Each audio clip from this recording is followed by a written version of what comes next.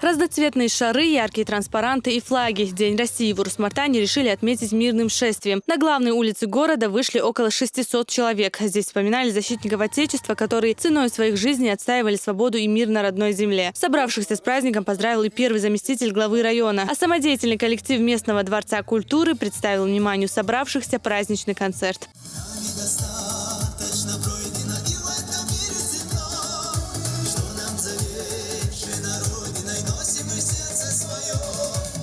Здесь же в районе состоялся турнир по волейболу между командами различных организаций и предприятий. А чуть позже участники молодежного общественно-политического движения «Ахмат» организовали автопробег. Уже на финише представители администрации района встретили участников национальными блюдами. В завершении праздника в городе состоялся большой концерт.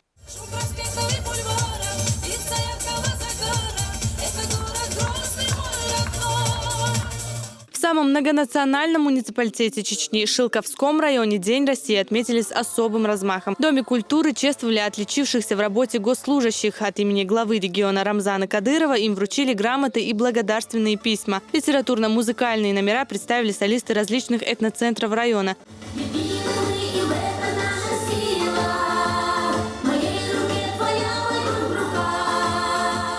Стихи и песни сегодня исполнили и школьники в СРСУ. Здесь в торжественной обстановке открыли мемориал памяти погибшим при исполнении сотрудникам. Все присутствующие прочитали дуа и совершили обряд зикр. К празднованию Дня России приурочили и спортивные мероприятия. На футбольном поле встретились 4 команды из Дагестана и Чеченской Республики. Победу одержали хозяева поля. Им вручили кубки и памятные подарки.